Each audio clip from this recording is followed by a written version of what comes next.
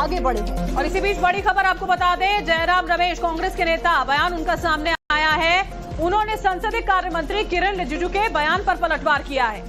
तो गलत जानकारी फैलाई जा रही है। जयराम रमेश ने ये पोस्ट करके लिखा है, राज्यसभा में नेता विपक्ष को बोलने की इजाजत नहीं मिली है। बड़ी खबर इस वक्त की हम आपको बता रहे हैं, खड़गे को बोलने से रोका गया। जयराम रमेश कह रहे हैं कि बीजेपी सांसदों ने मल्लिकार्जुन खड़गे को बोलने से ही रोक दिया।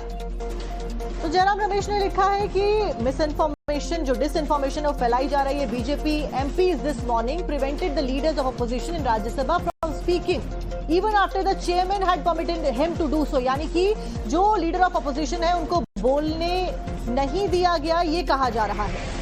ये पोस्ट देखिए जयराम रमेश द्वारा किया गया है। रेजिग्नेशन जो है मंत्री प्रधान, ये नेशन वाइड डिमांड है, जिसको पार्लियामेंट में ये डिमांड गूंज भी रही है। लेकिन कितना डिसग्रेसफुल है कि इस बात को पूरी तरह से इग्नोर किया जा रहा है, प्रधानमंत्री द्वारा भी, सरकार द्वारा भी। और इस बीच एक बड़ी खबर इस वक्त की बीजेपी पर। आम आदमी पार्टी के सांसद संजय सिंह बरसते हुए नजर आए। 3 महीने से छात्रों का प्रोटेस्ट चल रहा है, अभी तक चुप क्यों थे पीएम, ये सवाल किया है। प्रधानमंत्री ने एक्स पे पोस्ट किया है, विद्यार्थियों के हितों की बात कर रहे हैं और फास्टैग कोड बनाने की बात कर रहे हैं। तो अब क्या लग रहा है संजय जी, कुछ संतुष्टि? पिछले 3 महीने से देश के युवा आंदोलित हैं, जगह जगह रैलियां कर रहे हैं, सभाएं कर रहे हैं, प्रधानमंत्री से मांग कर रहे हैं। जंतर मंतर पे 25-26 दिनों से सोनम वांगचुक जी अनशन पे हैं। जंतर मंतर पे इतना बड़ा आंदोलन चल रहा है, युवाओं के ऊपर आंसू गैस के गोले छोड़े गए, लाठियां बरसाई गईं। तब तक प्रधानमंत्री धृतराष्ट्र बने रहे। अब वो देख रहे हैं कि आंदोलन पूरे देश में इसका विस्तार हो रहा है, मुंबई में, रांची में, लखनऊ में, हर जगह प्रदर्शन हो रहा है, गुस्सा हो रहा है लोगों में, युवाओं में। पटना में इतना बड़ा आंदोलन हुआ। अब उन्होंने एक नई नौटंकी फास्ट ट्रैक कोर्ट की करी है। मुझे बताइए, 3 महीने में कोई ठोस कार्रवाई प्रधानमंत्री ने अब तक क्यों नहीं की? मुझे बताइए, 2024 में जब नीट का पेपर लीक हुआ था, उस वक्त प्रधानमंत्री के अंडर में सीबीआई आती है, उसने चार्जशीट नहीं दाखिल किया पेपर चोरों के खिलाफ।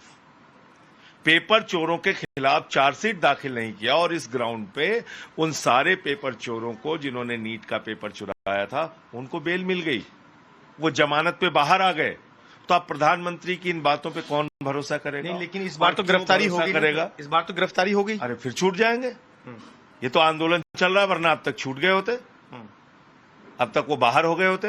तो आपको अगर वाकई फास्ट ट्रैक कोर्ट की मंशा आपकी थी, आप दिन रात कोर्ट चला के सारे एविडेंस तो आपके पास होंगे, आप सजा दिला देते इतने दिनों में। 3 महीने क्या कम होते हैं? 3 महीने क्या कम होते हैं एविडेंस इकट्ठा करने और सजा दिलाने के लिए?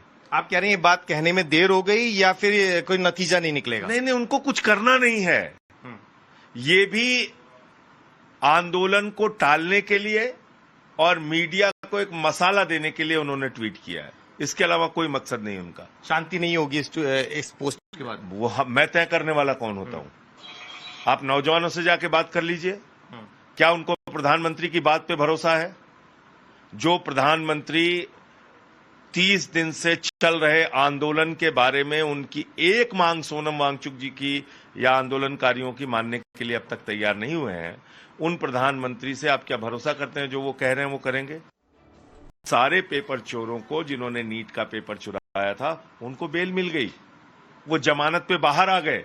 तो अब प्रधानमंत्री की इन बातों पे कौन भरोसा करेगा? नहीं, लेकिन इस बार तो गिरफ्तारी होगी करेगा। इस बार तो गिरफ्तारी होगी। अरे फिर छूट जाएंगे।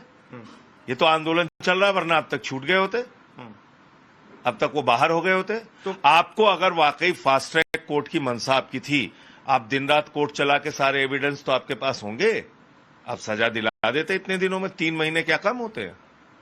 3 महीने क्या कम होते हैं एविडेंस इकट्ठा करने और सजा दिलाने के लिए? आप कह रहे हैं ये बात कहने में देर हो गई या फिर कोई नतीजा नहीं निकलेगा? नहीं, उनको कुछ करना नहीं है। ये भी आंदोलन को टालने के लिए और मीडिया को एक मसाला देने के लिए उन्होंने ट्वीट किया है। इसके अलावा कोई मकसद नहीं उनका। शांति नहीं होगी इस पोस्ट के बाद? वो मैं तय करने वाला कौन होता हूं? आप नौजवानों से जाके बात कर लीजिए, क्या उनको प्रधानमंत्री की बात पे भरोसा है? जो प्रधानमंत्री 30 दिन से चल रहे आंदोलन के बारे में उनकी एक मांग सोनम वांगचुक जी की या आंदोलनकारियों की मानने के लिए अब तक तैयार नहीं हुए हैं, उन प्रधानमंत्री से आप क्या भरोसा करते हैं जो वो कह रहे हैं वो करेंगे?